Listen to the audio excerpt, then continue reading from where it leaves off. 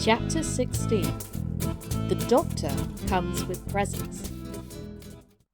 The early light of morning lay rosy red upon the mountains, and a fresh breeze rustled through the fir trees and set their ancient branches waving to and fro. The sound awoke Heidi, and she jumped out of bed and dressed herself as quickly as she could. When she went down her ladder, she found her grandfather had already left the hut. He was standing outside, looking at the sky and examining the landscape as he did every morning to see what sort of weather it was going to be.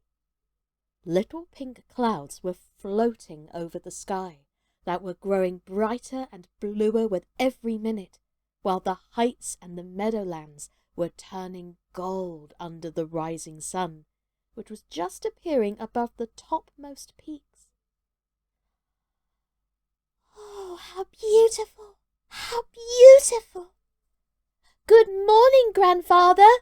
cried Heidi, running out. "What? You are awake already, are you?" he answered, giving her a morning greeting. Then Heidi ran round to the fir trees to enjoy the sound she loved so well, and with every fresh gust of wind which came roaring through their branches, she gave a fresh jump and cry of delight. Meanwhile, the grandfather had gone to milk the goats. This done, he brushed and washed them, ready for their mountain excursion, and brought them out of their shed.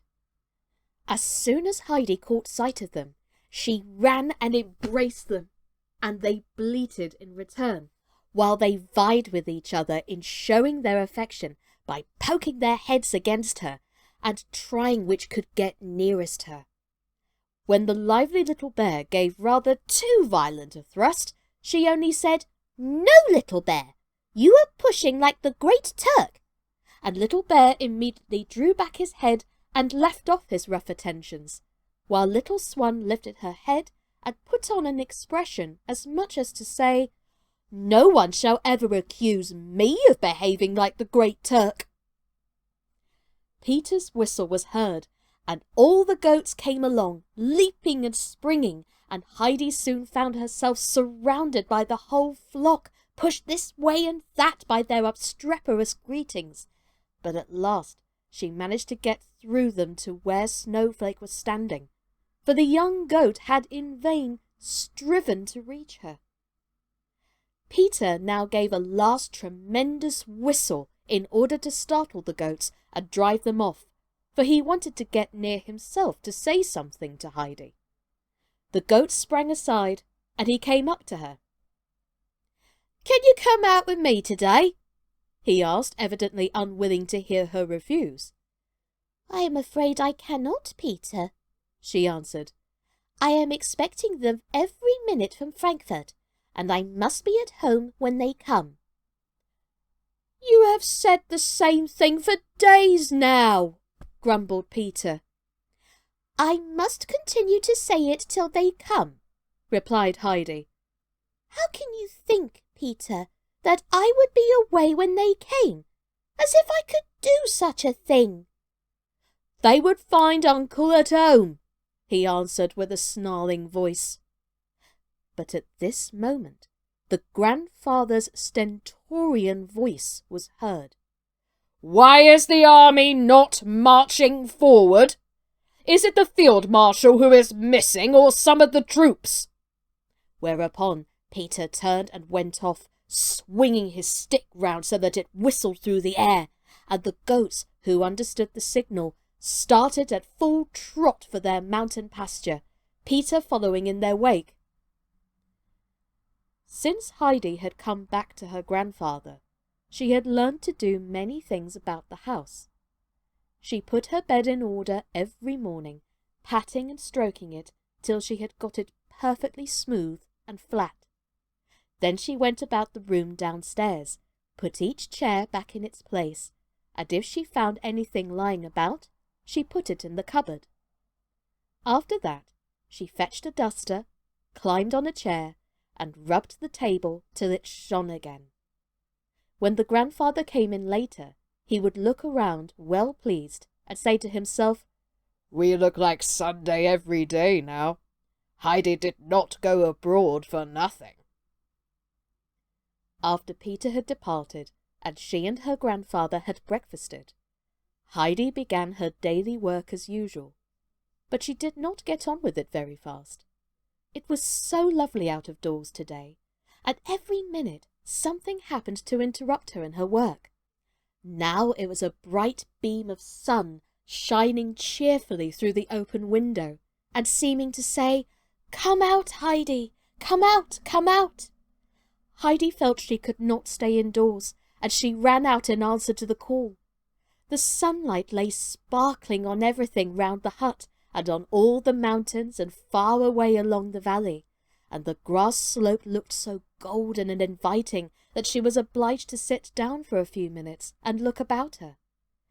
Then she suddenly remembered that her stool was left standing in the middle of the floor, and that the table had not been rubbed, and she jumped up and ran inside again. But it was not long before the fir trees began their old song. Heidi felt it in all her limbs, and again the desire to run outside was irresistible, and she was off to play and leap to the tune of the waving branches. The grandfather, who was busy in his work-shed, stepped out from time to time, smiling to watch at her gambols. He had just gone back to work on one of these occasions, when Heidi called out, "Grandfather! Grandfather! Come! Come!" He quickly stepped out, almost afraid something had happened to the child. But he saw her running towards where the mountain path descended, crying, "They are coming! They are coming! And the doctor is in front of them!" Heidi rushed forward to welcome her old friend, who held out his hands in greeting to her. When she came up to him, she clung to his outstretched arm and exclaimed in the joy of her heart, "Good morning, Doctor, and thank you ever so many times." "Oh, God bless you, child. What have you got to thank me for?" asked the doctor, smiling. "For being at home again with Grandfather," the child explained. The doctor's face brightened as if a sudden ray of sunshine had passed across it. He had not expected such a reception as this. He had quite thought that Heidi would have forgotten him. She had seen so little of him, and he had felt rather like one bearing a message of disappointment.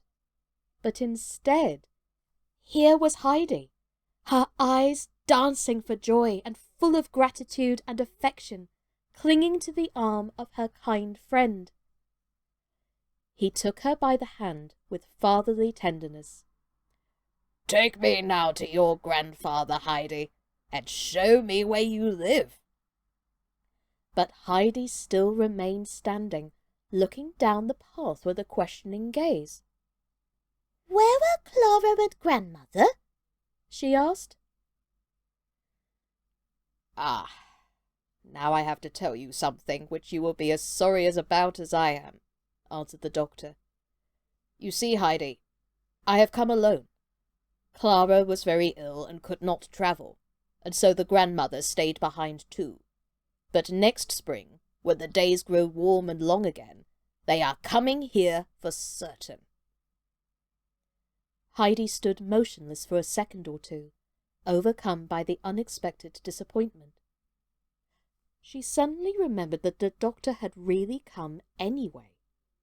She lifted her eyes and saw the sad expression in his as he looked down at her.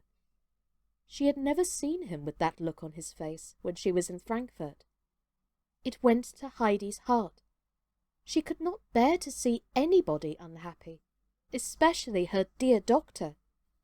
No doubt it was because Clara and Grandmother could not come, and so she began to think how best she might console him. "Oh, it won't be very long to wait for spring, and then they will be sure to come," she said in a reassuring voice.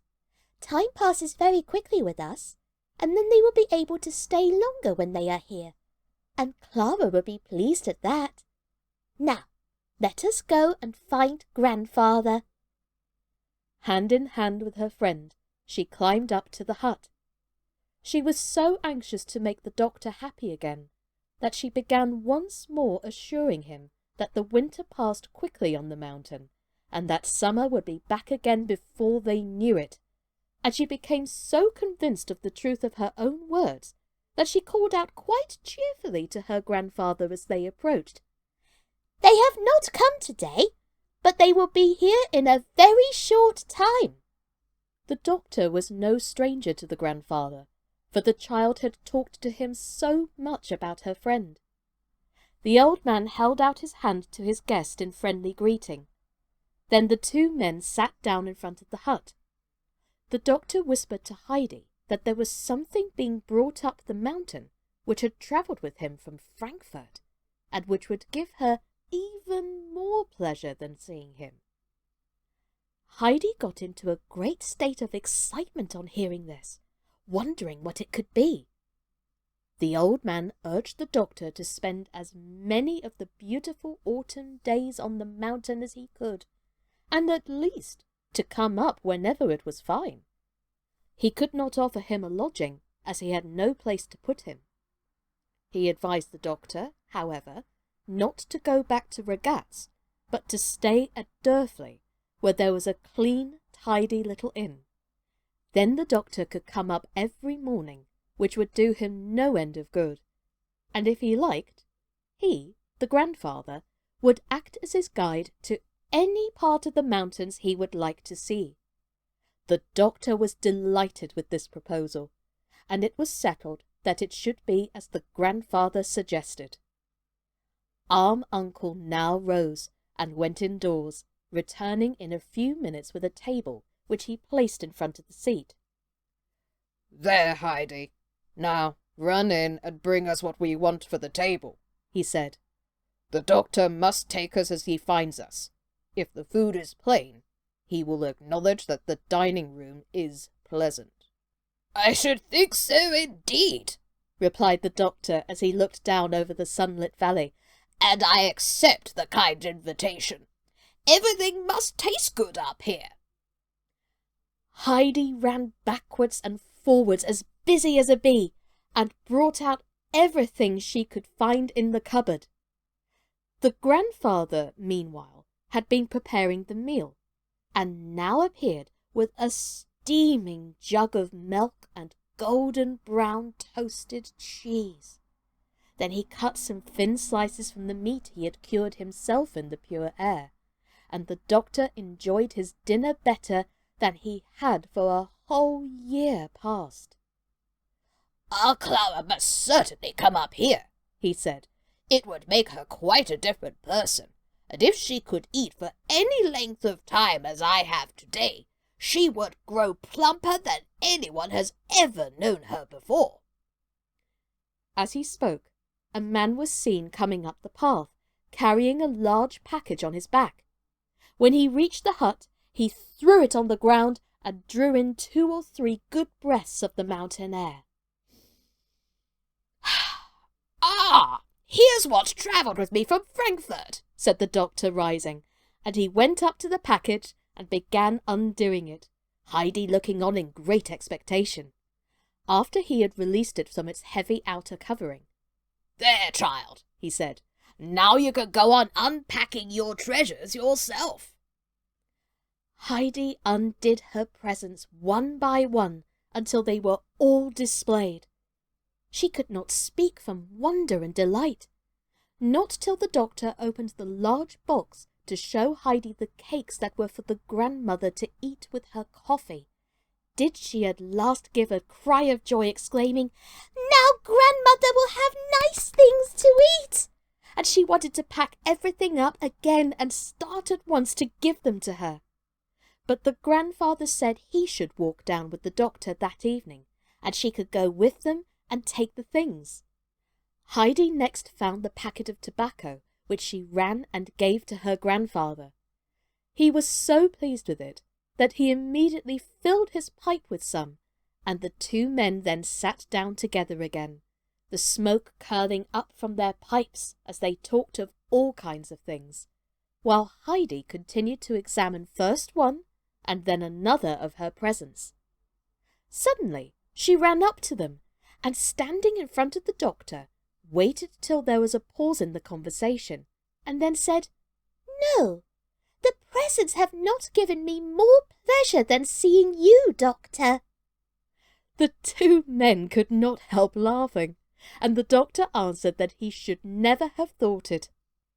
As the sun began to sink behind the mountains, the doctor rose, thinking it time to return to Durfley and seek for quarters.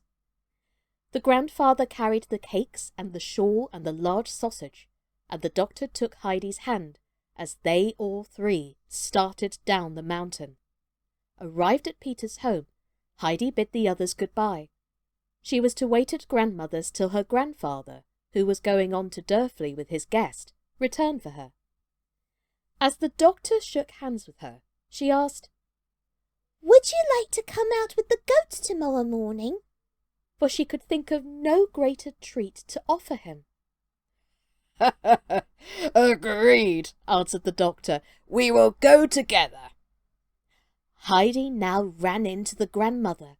She first, with some effort, managed to carry in the box of cakes. Then she ran out again and brought in the sausage, for her grandfather had put the presents down by the door, and then a third time for the shawl. She placed them as close as she could to the grandmother, so that the latter might be able to feel them and understand what was there. The shawl she laid over the old woman's knees. "They are all from Frankfurt, from Clara and Grandmamma," she explained to the astonished grandmother and Brigitte, the latter having watched her dragging in all the heavy things, unable to imagine what was happening. "And you are very pleased with the cakes, aren't you, grandmother? Taste how soft they are," said Heidi over and over again, to which the grandmother continued to answer, "Yes, yes, Heidi, I should think so. What kind people they must be." And then she would pass her hand over the warm, thick shawl, and added, "This will be beautiful for the cold winter. I never thought I should ever have such splendid a thing as this to put on." Heidi could not help feeling some surprise at the grandmother, seeming to take more pleasure in the shawl than the cakes. Meanwhile, Brigitte stood gazing at the sausage with almost an expression of awe. She had hardly in her life seen such a monster sausage, much less owned one, and she could scarcely believe her eyes. Peter came tumbling in at this minute. "Uncle is just behind me. He is coming," he began, and then stopped short, for his eye had caught sight of the sausage, and he was too much taken aback to say more. But Heidi understood that her grandfather was near, and so said good-bye to grandmother. The old man now never passed the door without going in to wish the old woman good day, and she liked to hear his footstep approaching, for he always had a cheery word for her. But today it was growing late for Heidi, who was always up with the lark, and the grandfather would never let her go to bed after hours. So this evening he only called good night through the open door, and started home at once with the child, and the two climbed under the starlit sky, back to their peaceful dwelling. And there you have it. What a wonderful first day for the doctor on the mountains. I wonder what's going to happen next. Tune in next time for Chapter 17 of Heidi by Johanna Spyri. My name's Sascha Cooper, and this has been Quarantine Kids Story Time. Take care, everybody, and keep the faith. Let's keep hoping for a brand new dawn like the doctors experienced. Stay safe out there. Bye-bye.